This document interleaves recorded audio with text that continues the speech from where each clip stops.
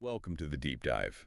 We take a big stack of sources, pull out the key insights, the important stuff, and basically lay it all out for you. Today, we're plunging into a relationship that's, well, it feels really familiar on the surface, but it's actually incredibly complex. I mean, Canada and the United States, Right. we always hear about the longest peaceful border in the world. And both sides call each other closest allies. Yeah, that term gets thrown around a lot. But as we're going to unpack here, this partnership has a really intricate history. It's marked by amazing cooperation, sure, but also these recurring fights. Exactly. And our mission with this deep dive really is to give you a comprehensive look, a well-informed understanding of what makes this relationship so unique and honestly sometimes so difficult, so fraught. We'll trace it all the way back. Yeah. From the historical roots. Yeah. Colonial conflicts, the wars. Yeah. Then through all the shifting politics between leaders. Right up to today. The economic ties, the military stuff, cultural connections, and the tensions, which are very current. Very current, yes. And when you talk about closeness, the numbers are just, they're staggering. It gives you a real sense of the scale. It really does. We're talking an 8,891-kilometer border. That's what, 5,525 miles? Massive. And every single day, something like 400,000 people cross that border. Wow. Plus, get this, $2.7 billion in goods and services daily. That's an incredible figure. It really shows the integration, especially since World War II. Our economy, supply chains, they're just deeply woven together. Incredibly. Yet, despite all that, we keep seeing the same issues pop up again and again. Trade fights, environmental worries. And yeah, even these recent kind of wild annexation threats. Unprecedented, really. It's fascinating, isn't it, how that closeness, that intimacy, historically seems to breed both things. Amazing cooperation side by side with these persistent conflicts. That's the paradox right there, often happening at the exact same time. So let's get into this history, because it is full of twists, turns, stuff you might not expect. We should start way back. Colonial conflicts, even before Canada or the U.S. really existed like they do now. Exactly. Before the British took over French Canada in 1760, you had this whole series of pretty major wars between Britain and France. King William's War, Queen Anne's, King George's, the 7 Years' War. Which Americans call the French and Indian War. Right. And a lot of the fighting involved these, smaller border skirmishes. And there was this deep distrust, religious tension, too, between French Catholics and English Protestants. So that period really set the stage for ongoing tensions, different loyalty. It really did. It laid the groundwork. And that tension flows right into the American Revolutionary War, doesn't it? The Americans actually hoped the French Canadians in Quebec and the folks in Nova Scotia would join them. Yeah, they even put it in the Articles of Confederation, sort of pre-approving their membership if they joined. So why didn't Quebec jump in, despite, their own complicated relationship with Britain? Well, a big factor was the Quebec Act. The American colonies hated it, called it one of the intolerable acts, right? But ironically, it kind of helped keep French Canadians loyal, or at least neutral, because it protected their religion and their civil laws within the British system. So, the American invasion up into northeastern Quebec, mostly a failure, a fiasco, really. Now, some thousands did join the Americans, but most stayed out of it. Down in southwestern Quebec, though, it was a bit different. George Rogers Clark had more success there. Right, I remember reading about him. And Canadian volunteers actually made up about half his militia forces in that area. So there was some cross-border support for the revolution, just not widespread in Quebec. Okay, so America wins independence. Treaty of Paris makes it official. Yeah. But that victory causes this huge wave of people moving north, right, the Loyalists. And that shapes early Canada profoundly. Hugely. About 70,000 Loyalists, maybe 15% of the total Loyalist population, fled the new U.S. for Canada. And that included thousands of Black Loyalists, both free and enslaved people. Absolutely. It included about 3,500 free African Americans and around 2,000 enslaved people brought by their Loyalist owners. What's the long-term impact of that migration, that exodus? Well, if you look at the big picture, it creates this fundamental split right at the beginning. One country born from revolution, the other strengthened by loyalty to the crown, even if it was loyalty out of circumstance for many. Right. So this early period really cements that core paradox we talked about. Geography pushes them together, but their origin stories, their foundational myths, kind of drive them apart. It fostered this Canadian identity that was often defined, even then, by being not American. And that theme just keeps coming back, doesn't it? Again and again, through the centuries. So that difference, that foundational divergence, sets the stage pretty quickly for the next big clash, the War of 1812. Tensions from the Revolution were still simmering. Britain hadn't left the forts south of the Great Lakes like they were supposed to after 1783. Though the Jay Treaty in 95 eventually sorted that specific issue out. Right, but by 1812, Americans were really angry about other things. The British Navy harassing U.S. ships, seizing sailors. It's impressment, yeah. Taking about 6,000 American sailors, they claimed they were British deserters. Major issue. Huge issue. Plus, trade restrictions with France, and the feeling that Britain was stirring up trouble with Native American tribes on the frontier. Like Tecumseh's coalition, yeah. The British definitely provided some support there. And underneath it all, there was this sense of American honor needing defending, and maybe, just maybe, a desire to grab Canada while they were at it. Oh, absolutely. Annexing Canada was definitely part of the thinking for some American leaders, the war hawks. The strategy was basically invade Canada, assume the settlers there, many of whom were recent American immigrants, especially in Upper Canada, would welcome them as liberators. But it didn't quite work out that way. Not at all. Those American invasions were pretty decisively beaten back. By British regulars, yes, but also crucially by Native American allies and the Upper Canada militia. And the British hit back hard, too, famously burning the White House, the Capitol. Yeah, payback for the American burning of York, which is now Toronto. Pretty dramatic stuff. So what's the final score? What's the outcome of this war that really defined things for both countries? Well, the Treaty of Ghent in early 1815 basically ended it as a draw. The borders didn't change. Status quo antebellum. Okay. But the meaning was huge. Both the U.S. and Canada felt they'd asserted their sovereignty. Canada's place within the British Empire was solidified, and crucially, this militia myth took root in English-speaking Canada, especially Ontario. The militia myth, explain that. It's the idea that the Canadian militia pretty much single-handedly, heroically beat back the American invaders. It became this really powerful, defining story of resistance. Even if it kind of downplays the role of the British Army and Native allies. Exactly. But it became a cornerstone of Canadian identity, this image of plucky citizen soldiers defending their homes, a very powerful narrative. Wow, yeah. A national story that really lasts. Okay, so moving past the war into the mid-19th century, in Ontario, you have these pro-British conservatives, the Family Compact, really digging in. Right. They controlled things, weren't keen on American immigration, and cracked down hard on democratic revolts in 1837, just reinforcing that separate path. And we start seeing borders getting properly drawn. The Webster-Ashburton Treaty in 42 settles the Maine-New Brunswick line. Averting the Aroostook War, which was mostly just posturing but could have gotten ugly. And then the whole 54-40 or fight slogan about the Oregon Territory. Yeah, that was Polk's campaign slogan, demanding the entire Pacific Northwest up to Alaska. But it got settled peacefully in 1846, setting the boundary at the 49th parallel where it mostly is today. And during this time, Canada becomes this really important symbol of freedom for many people in the U.S. Absolutely. With stricter fugitive slave laws being passed down south, the Underground Railroad funneled thousands of escaped slaves north to Canada. It became a genuine safe haven. A powerful moral contrast there. Definitely. But even with that, the American Civil War period put a real strain on relations. Officially, the British Empire, including Canada, was neutral. But Canadians got involved. Oh, yeah. About 40,000 Canadians volunteered, mostly for the Union Army, but some fought for the Confederacy, too, and hundreds of Americans crossed into Canada to dodge the draft. But the official neutrality, the U.S. didn't always buy it, did they? No. Blockade runners supplying the South often operated out of British ports, sometimes using Canadian harbors. And then there were the Confederate warships built in Britain, like the CSS Alabama, which did huge damage to Union shipping. Right, the Alabama claims. Exactly. And Confederate agents used Canada as a base for raids. The most famous was the St. Albans raid in Vermont. They robbed banks, killed a guy, then ran back over the border. And the Americans were furious, thinking the Canadian government must have known, or at least turned a blind eye. They were incredibly angry. It led to these huge demands for reparations from Britain after the war, the Alabama claims.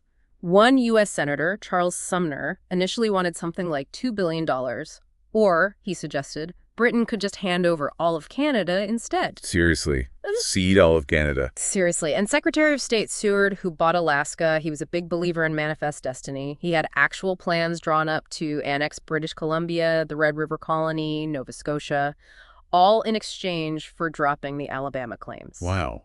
So the U.S. appetite for Canadian land was still very real. Very real. In the end, though, it went to international arbitration in 1872. Britain ended up paying the U.S. $15.5 million for the damages caused by those British-built ships.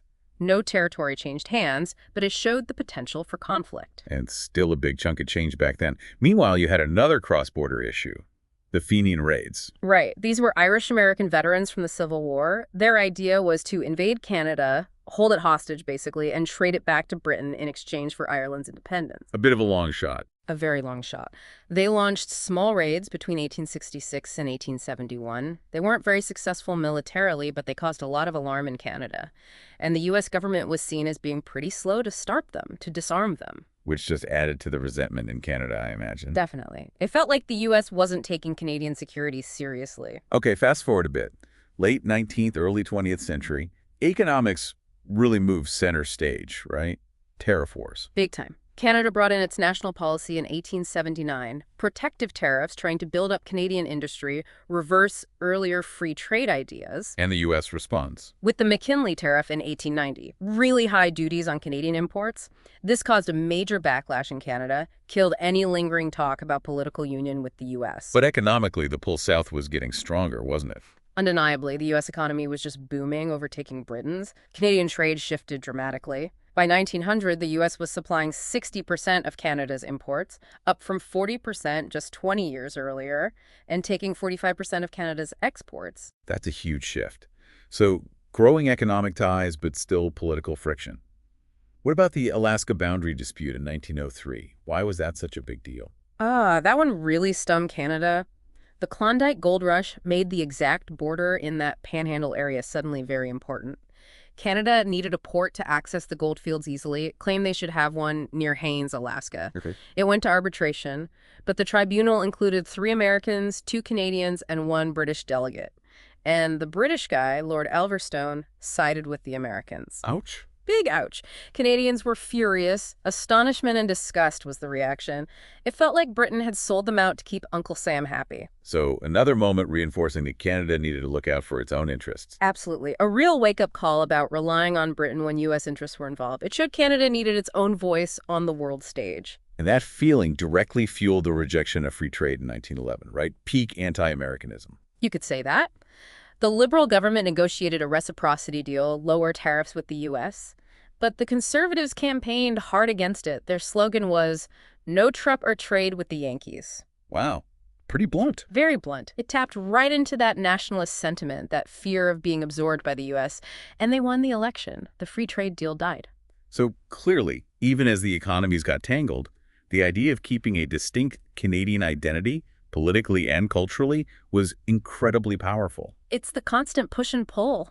Economic gravity pulling south, national identity pushing back. Okay, let's shift gears. Global conflicts, World War I. How did that change the dynamic?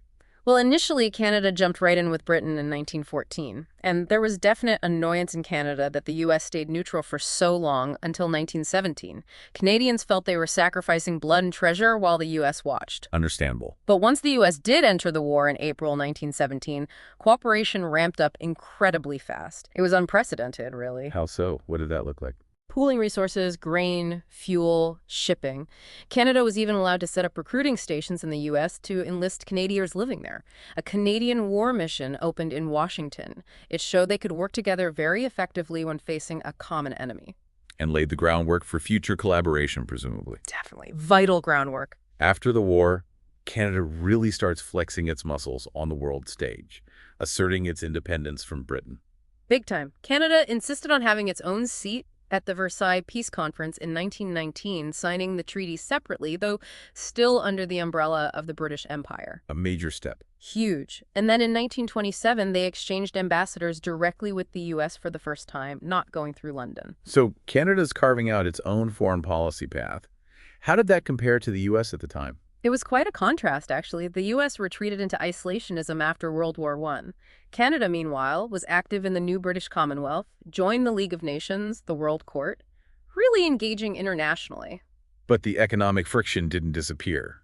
The Smoot-Hawley tariff in 1930. Oh, that was a disaster for relations. Huge U.S. tariff increases. Canada protested loudly, then retaliated with its own high tariffs. Trade between them just collapsed, fell by 75%. 75%. Incredible. A brutal lesson in how interconnected they were and how damaging U.S. protectionism could be to Canada. It's almost darkly funny to think that during this period, the 20s and 30s, both militaries were actually drawing up war plans against each other. Yeah, Canada had Defense Scheme Number 1 plans to launch raids into the northern U.S., occupy cities like Seattle, Minneapolis, Albany. Basically a delaying tactic until Britain could arrive. In the U.S. The U.S. had War Plan Red. It was a much bigger plan for war against the entire British Empire, codenamed Crimson. A key part involved invading Canada, codenamed Red, capturing Halifax to block British aid, seizing key industrial areas like southern Ontario. Sounds pretty serious. The plans were detailed, yeah, but even then leaders recognized how unlikely it was. Herbert Hoover, visiting Canada in 1927 before he was president, called the idea of war between the U.S. and the British Empire an absurdity. So more like theoretical exercises, but still reflecting some underlying mistrust. Exactly. A sign of the times, but also a growing recognition that their security was ultimately linked, despite the historical baggage. Then comes World War II, and that really solidifies the alliance, doesn't it? Absolutely. A pivotal moment was 1938, even before the war fully broke out in Europe. President Roosevelt gave a speech in Kingston, Ontario, and basically promised the U.S. wouldn't sit idly by if Canada was threatened by an overseas power. A clear warning to Germany. A huge public declaration, and it set the tone. Prime Minister Mackenzie King and FDR were personally close and determined not to repeat the mistakes and delays of World War I. And that led to the PJBD. The Permanent Joint Board on Defense, yeah. Formed in Ogdensburg, New York in 1940 after France fell. It was, and still is, a unique bilateral defense body coordinating continental defense, a really significant step. And Canada played a big role in war efforts that directly helped the U.S. too. Definitely. Things like building the Alaska Highway, vital for defending Alaska, contributing to the Manhattan Project, the atomic bomb. And you had almost 50,000 Americans who actually came north to join the Royal Canadian Air Force, or the RAF, before the U.S. even entered the war. Wow, 50,000. That shows deep personal ties. It really does. Yeah. But even amidst all this cooperation, that old Canadian anxiety about American influence didn't vanish. How did that show up? Well, there was resistance to U.S. attempts to integrate British Columbia into a unified West Coast military command under American control. Some Canadians genuinely seemed more worried about losing autonomy to the U.S. than about a potential Japanese invasion. That constant tension, again, cooperation versus fear of domination. It's always there. Interestingly, the war had a direct impact on Canadian expansion, too. The U.S. built major military bases in Newfoundland, which was still a separate British dominion then. That brought a huge amount of money and prosperity, basically ended Newfoundland's Great Depression. So the business community there started pushing for closer ties with the U.S., and that pressure actually helped convince Ottawa to really push for Newfoundland to join Canada, which it did in 1949. So U.S. military presence indirectly helped bring Newfoundland into Confederation. Fascinating. A real ripple effect. Okay, post-war, the Cold War era. Canada and the U.S. are now firmly established as close allies. Extremely close. Founding members of NATO together in 1949, then establishing NORAD, the North American Aerospace Defense Command, in 1958. Deep military integration to face the Soviet threat. But allies don't always agree on everything. There were still differences, right? Oh, for sure. A major example was the Vietnam War. Canada chose not to send troops, and it became a haven for American draft evaders and deserters. How did Canada handle that compared to other countries? Well, unlike, say, Sweden, which the U.S. heavily criticized, Canada just quietly let them in as immigrants if they qualified. Didn't make a big political statement, but the policy itself was a clear point of difference with Washington, showed Canada making its own choices. And then things got really frosty with the Nixon shock in 1971. Yeah, Nixon suddenly slapped a 10% surcharge on all imports to fix the U.S. balance of payments, and crucially, Washington refused to give Canada an exemption, despite the deeply integrated economies. How did Canada react? It apparently sent the Trudeau government into a panic. It was a huge economic blow. Pierre Trudeau responded with his third option policy, a deliberate effort to diversify Canada's trade and cultural ties away from the U.S., focusing more on Europe and elsewhere. And Nixon's response to that? Famously, in a speech to the Canadian Parliament in 1972, Nixon declared that the special relationship was basically dead. He said the U.S. and Canada had very separate identities and that the era of automatic exemptions for Canada was over. Wow. A public declaration. Pretty blunt. Relations did thaw later under President Carter, but that period really highlighted Canada's vulnerability to U.S. economic policy and its determination to assert its independence. Okay, that brings us towards the modern era. Integration deepens again, but the disputes continue and public feelings swing back and forth. Let's talk NAFTA. The North American Free Trade Agreement, negotiated by Bush Sr., ratified under Clinton, came into effect in 1994. Pulled Canada, the U.S., and Mexico into this huge common market. What was the actual impact? Did it live up to the hype? Well, studies generally show it produced large and measurable gains for consumers and many businesses, mostly through increased trade, lower prices, more efficiency. But it also fell well short of expectations in terms of overall economic boost, maybe because the predictions were overly rosy. And Clinton added some side deals. Yes, that was significant. He insisted on adding supplemental agreements on labor standards and environmental protection. That made NAFTA the first major trade deal to really try and address those green and labor issues, setting a precedent. And the relationship between Clinton and Prime Minister Chrétien, generally pretty good. Yeah, quite friendly overall, despite the usual trade spats, things like Canadian magazines getting protection, the perennial softwood lumber issue. But there was a good rapport. And Clinton actually weighed in on Canadian unity, didn't he? During the 1995 Quebec referendum. He did, yeah. It was very close, that referendum. And near the end, Clinton gave a speech where he subtly but clearly exhorted the virtues of a united Canada. Coming from a popular U.S. president, that likely had some impact. A fascinating example of that U.S. influence, even on something so fundamentally Canadian. Absolutely. Shows how interconnected they are politically, too. Okay, fast forward to the 21st century. 9/11 happens. Canada's response was immediate, right? Yeah. Operation Yellow Ribbon. Incredible response, diverting hundreds of U.S.-bound flights that were already in the air when U.S. airspace closed, landing them safely at Canadian airports, mostly in the Atlantic provinces. Communities opened their homes to thousands of stranded passengers for days. A huge act of solidarity. But relations between the leaders, Chrétien and George W. Bush, became strained after that initial period. They did. Chrétien started publicly questioning U.S. foreign policy, asking about the root causes of terrorism in a way that didn't sit well in Washington. And the big split was over Iraq in 2003. Exactly. Chrétien announced Canada would not join the U.S.-led invasion of Iraq without UN Security Council approval, which didn't come. That decision was popular in Canada, but led to some really sharp negative reactions from the Bush administration and commentators in the U.S. Again, Canada charting its own course on a major foreign policy issue. Relations definitely warmed up again under Prime Minister Stephen Harper and Bush. They apparently had a very warm, personal relationship, although Harper tended to downplay that publicly in Canada. Interesting. And then Obama. Obama made his very first foreign trip as president to Ottawa in 2009. That was seen as a signal, turning the page, restoring the friendly ties. Right. There were still issues like Buy American provisions in the U.S. stimulus package that Canada had to lobby against. Sure, always trade irritants. But generally, smooth relations. They even had those funny public bets over the Olympic hockey games. The boozy bets. Yeah, I remember those. A sign of a more relaxed relationship, maybe. Exactly. And in 2011, Harper and Obama launched the Regulatory Cooperation Council, the RCC. What was the goal there? Basically, to streamline regulations between the two countries where it made sense. Make trade easier, reduce red tape. They called it a shared vision for perimeter security and economic competitiveness. Can you give an example of what they worked on? One small example was Health Canada and the U.S. Food and Drug Administration agreeing on the same wording for common cold symptoms on the labels of over-the-counter antihistamine drugs. Okay, so detailed stuff. Yeah, trying to align things at a practical level, Sure. Focusing on border infrastructure, sharing information, making inspections smoother. It showed that desire for practical cooperation was still strong.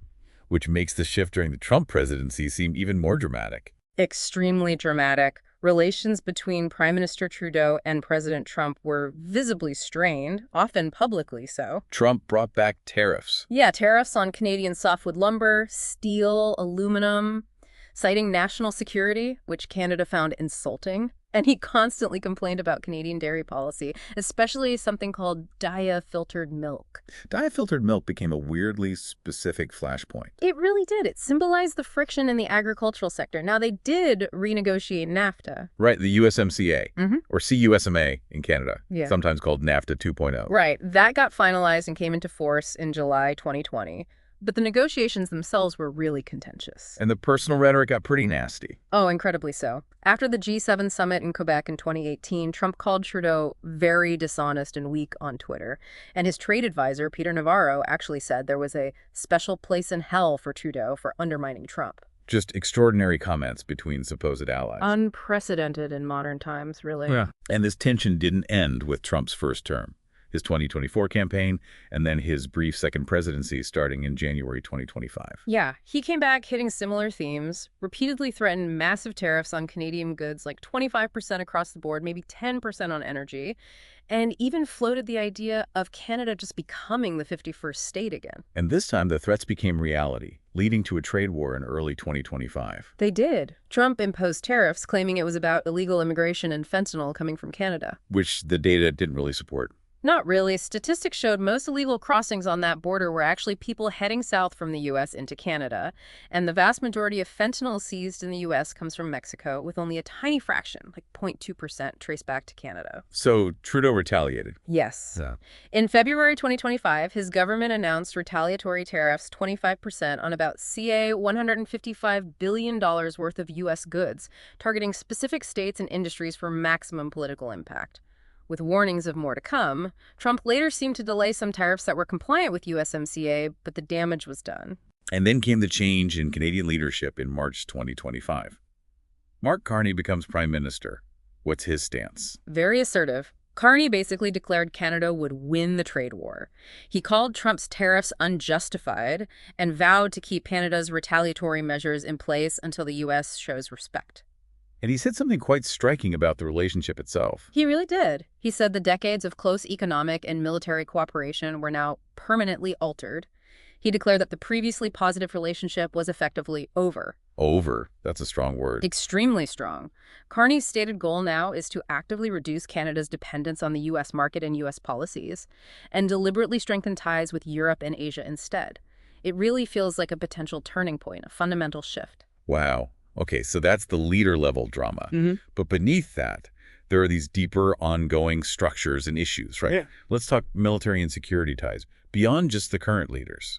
Absolutely. Despite political ups and downs, the underlying defense architecture is incredibly deep. NORAD, NATO, the PJBD we mentioned, these ensure constant contact and cooperation.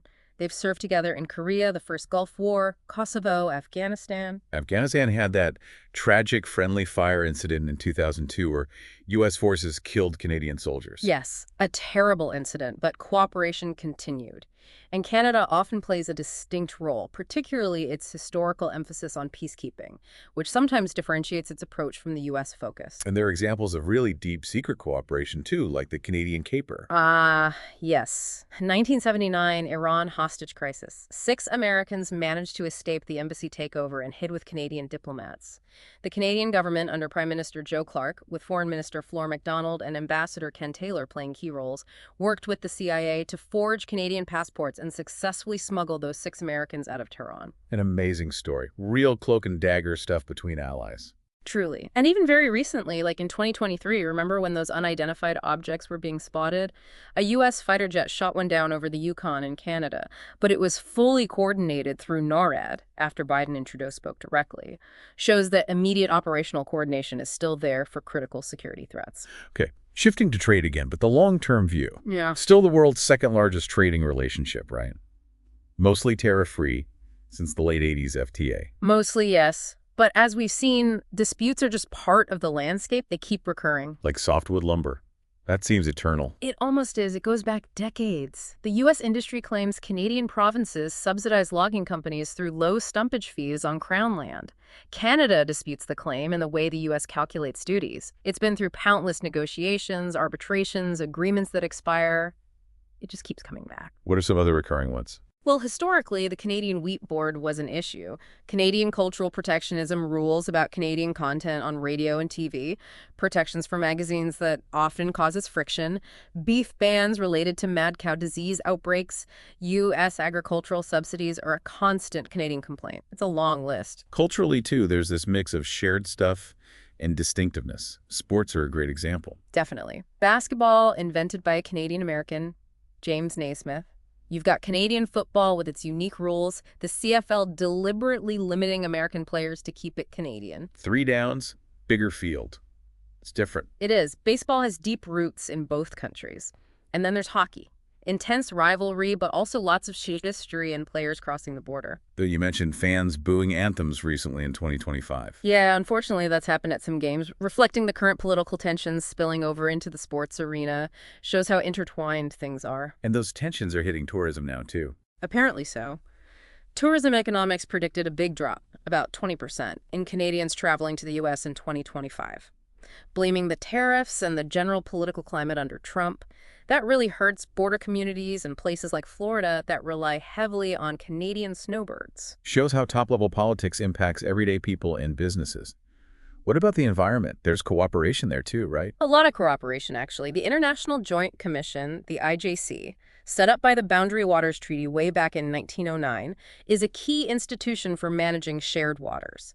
The Great Lakes Water Quality Agreement from 1972 is another big one. And the acid rain success story. That's a really positive example. In the 80s, acid rain from U.S. smokestacks was doing serious damage in Canada. Prime Minister Brian Mulroney really pushed President Reagan hard on it. It took time, but they eventually signed the Air Quality Agreement in 1991. It worked. Demonstrably. Acid rain levels dropped significantly in both countries. It showed that even on tough environmental issues, with political will, they could make real progress, even when one side was initially reluctant. But there's still ongoing environmental issues. Oh, yeah. Transborder air pollution, especially from coal-fired power plants in the U.S. Midwest, is still a concern for Canada. Canada's own record on climate change is mixed. It ratified the Kyoto Protocol, but struggled to meet targets, often citing the need for U.S. action, too. And water exports. Could that be a future flashpoint? It's often mentioned as a possible future contention. Canada has abundant freshwater resources. The U.S. faces shortages in some areas. As climate change impacts water availability, the pressure to export Canadian water could definitely increase, becoming a major political issue. And historically, even things like fishing rights were major disputes. Huge disputes, especially off the Atlantic coast, going back before the American Revolution. That Newfoundland fisheries dispute was finally settled by international arbitration at The Hague in 1909. But it shows how long these resource conflicts can simmer. Okay, one last area of dispute. Territory. Actual physical territory. Mostly maritime now. Mostly maritime, yes. There are ongoing disagreements over boundaries in the Beaufort Sea up north. Dixon Entrance between Alaska and BC, the Strait of Juan de Fuca near Washington state, even a couple of tiny islands like Makia Seal Island off Maine, New Brunswick. But the big one, the long simmering one, is the Northwest Passage. That's the one with major strategic implications. Canada considers the waters of the Arctic archipelago, including the Northwest Passage, to be its internal waters. Full sovereignty. But the U.S. disagrees. The U.S. and some other maritime nations view it as an international strait, meaning foreign ships, including warships, have the right of transit passage without needing Canadian permission. And this has led to incidents. Yes. In 1969, the American oil tanker SS Manhattan made the passage, with Canadian observers aboard but technically without formal Canadian permission. That prompted Canada to pass the Arctic Waters Pollution Prevention Act in 1970, asserting regulatory control. And the Polar Sea. That was a U.S. Coast Guard icebreaker in 1985. It sailed through without asking Canada's permission, causing a major diplomatic row. So how did they try to resolve that? They reached a compromise agreement in 1988 called the Arctic Cooperation Agreement. The U.S. agreed that its icebreakers would seek Canadian consent before transiting, but crucially, the agreement stated that nothing in this agreement affects the respective positions of the governments on the law of the sea in this or other maritime areas. So basically, they agreed to disagree on the legal status. Pretty much. A practical workaround, but the fundamental sovereignty dispute remains unresolved. The U.S. later ignored advice from its own ambassador, Paul Cellucci, to just recognize Canadian sovereignty to improve relations. And they opposed Prime Minister Harper's plans to build more military icebreakers to assert Canadian presence. It really captures that core difference in perspective on the North. Geography versus international law. Exactly, a classic Canada-U.S. divergence. Okay, so we've covered history, economics, security, environment, territory. Let's talk perceptions. How leaders have viewed each other and how the public feels. It's fascinating to look back at what leaders have actually said. Right. Canada's first Prime Minister, Sir John A. Macdonald, famously patriotic towards Britain. A British subject I was born. A British subject I will die. Very clear. And privately, he wasn't always complimentary about American politicians. Calling them the lowest race of thieves. Apparently so, in a private letter. Shows the sentiment back then. But then contrasts that with the warmth after World War II. Like President Truman in 1947 saying they can no longer think of each other as foreign countries. Or JFK's famous speech to Parliament in 1961. Geography has made us neighbors. History has made us friends. Economics has made us partners. And necessity has made us allies. Just beautiful prose capturing that moment. Lyndon Johnson, too, calling Canada the gift of Providence we cherish most. Real warmth there. A period of very high goodwill, definitely. But then you get Pierre Trudeau's fungus analogy. Ah, the elephant. Living next to you is in some ways like sleeping with an elephant. No matter how friendly and even-tempered the beast, one is affected by every twitch and grunt. Perfectly captures the asymmetry, the feeling of being overwhelmed sometimes. It really does. And Trudeau also explicitly warned about the danger to our national identity from a cultural, economic, and perhaps even military point of view posed by the U.S. And we already mentioned Nixon declaring the special relationship dead, emphasizing their very separate identities. Those quotes show the flip side, the anxieties. Even small things could cause ripples, like George W. Bush initially forgetting to thank Canada in a major speech right after 9/11. It was apparently just an oversight, quickly corrected, but it got noticed in Canada. More recently, though, leaders often stress the positive. Stephen Harper called the U.S. Canada's most important ally. And Obama said, "I love this country, Canada. We could not have a better friend and ally." Joe Biden, too, in 2023, talked about two people, two countries sharing one heart, although he did joke about Canadian hockey teams. Right. I like your teams except the Leafs. A bit of friendly ribbing showing that personal rapport can still exist even when there are policy frictions. So, leaders' words paint a complex picture. What about public opinion? You mentioned anti-Americanism has deep roots in Canada. It does, yeah. Going right back to the Loyalists fleeing the Revolution, the War of 1812, there's this historical undercurrent of defining Canadian identity partly by not being American. Fear of Americanization. Especially cultural Americanization. Particularly in English Canada, yeah. Worries about being swamped by U.S. movies, TV, music, media. Concerns about perceived violence in American entertainment. In Quebec, nationalism adds another layer. Anxiety about American cultural imperialism threatening French language and culture. These aren't just abstract fears, they influence policy, right? Like cultural content rules. Absolutely. And public sentiment can shift really dramatically based on who's in the White House and what the political climate is. Those recent polls from 2025 are stark. Polaris showing 63% of Canadians with a negative view of the U.S., up from 40% the year before. And that later poll finding only 30% of Canadians view the U.S. as an ally, while 27% actually called it an enemy country. That's a shocking number, historically speaking. A huge, rapid shift in perception during the recent trade war. And this often ties into who the U.S. president is. Very strongly. Canadians tend to have much higher approval ratings for Democratic presidents than Republicans. Obama reached 83% confidence in 2016. George W. Bush was widely disliked. Donald Trump's disapproval ratings in Canada were consistently high, around 66% in 2017, and 74% unfavorability by 2025. So there's a definite partisan lens in how Canadians view U.S. leadership. Very pronounced, which brings us back to that great quote from the Canadian historian Frank Underhill. The one about ignorance. Yeah, Americans are benevolently ignorant about Canada, whereas Canadians are malevolently informed about the United States. Ouch. But it rings true, doesn't it? The asymmetry of attention. Canadians generally know and care a lot more about what's happening in the U.S. than vice versa. It really captures that dynamic perfectly, the different ways each country looks across that border. Okay, so let's try and wrap this up. What does all this mean for you? Listening, we've gone through centuries here. Cooperation, conflict, building distinct identities side by side. We've seen them go from fighting wars against each other to having deeply integrated economies, shared military commands, tackling environmental problems together. But threaded through all of it are these persistent differences in national interests, perspectives, and how they see the world. And different leaders definitely bring different approaches. What really stands out, I think, is just how incredibly broad and deep this relationship is. All the unexpected historical twists, the political gamesmanship that goes way beyond the headline. And those deep cultural currents that, pull them together even while they're constantly defining themselves against each other. It's proof, really, that even the closest partnerships can be incredibly complicated. So here's the final thought to leave you with. Given everything we've discussed, the current trade war, the talk of annexation coming from the U.S., Canada's declared intention under Carney to pull back and diversify. What does the future actually hold for these closest allies? If the relationship truly is, as Carney put it, permanently altered, what does that look like? How could that reshape North America, not just for Canadians and Americans, but potentially for everyone? Something to think about.